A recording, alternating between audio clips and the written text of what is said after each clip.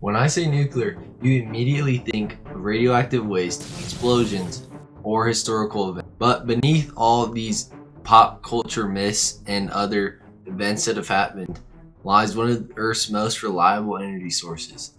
To put into perspective, one single pellet the size of your fingertip holds as much power as 1 ton of coal, 120 gallons of gas, or 17,000 cubic feet of natural gas. So how do we convert that atomic potential energy into electricity for the grid? First, you have to understand how a nuclear reaction works. When a free neutron strikes a uranium-235 atom, it breaks apart into energy and other free neutrons. This reaction leads to more and more in a chain reaction. In a bomb, this energy is not controlled and it just kind of explodes like crazy, but in nuclear energy we control that energy flow. Most of this energy is heat or thermal energy, and the rest is transferred into mechanical energy in the form of moving neutrons. There are two main types of nuclear reactors: boiling water reactors and pressurized water reactors. In a pressurized water reactor, or PWR, there are two distinct loops. First, the closed loop. It has water that's kept at a pressure of 150 atmospheres, so the water doesn't boil even though it's about 300 degrees Celsius. This heat is then transferred over into the secondary loop, which then is free, so it heats that water up, which turns that water into steam, turning a generator and producing electricity. A BWR skips the secondary loop completely. It just has one loop which is heated up using nuclear reaction, and then it is turned into steam, which turns a generator, which creates electricity. This, though, does have short-lived radiation in the water, but that's something we've solved. Even though each reactor is a little different, they each contain a centralized pressurized vessel that contains the uranium. Each has about 1,000 uranium dioxide filled rods that are inserted or changed on a certain schedule. They also have to have a control rod to prevent a runaway effect from happening. These are made of boron, cadmium, or hafnium because they are good at absorbing neutrons. Push the control rods in to soak up the neutrons, or pull them out to increase the fission or increase electricity output. Energy density is a double-edged sword.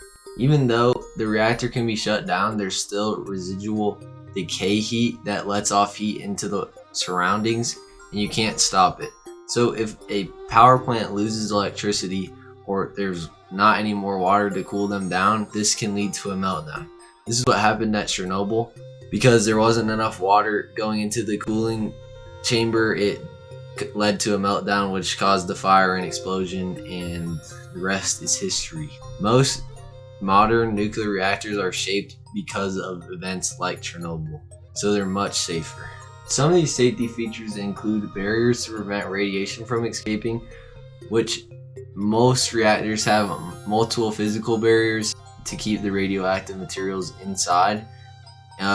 They start with a zirconium catting tubes, the thick pressure vessel, and then finally a massive concrete and steel containment dome.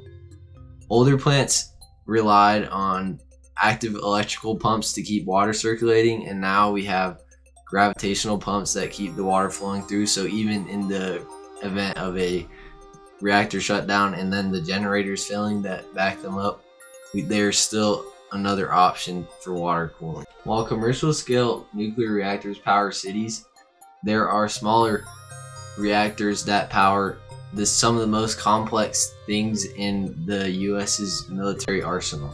Naval reactors are engineered to run for 20 to 25 years without ever refueling.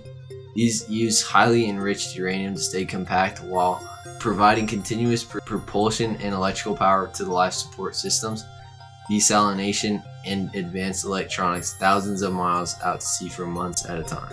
Today, that compact philosophy is driving the development of small modular reactors, or SMRs, and microreactors.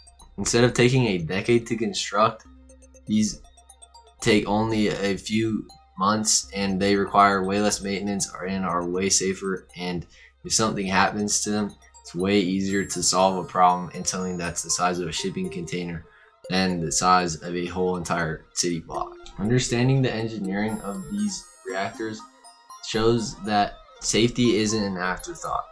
It's at the forefront of everyone's mind when building a nuclear reactor. And this is a result of many years of events and things that happen that have caused scares or actual meltdowns.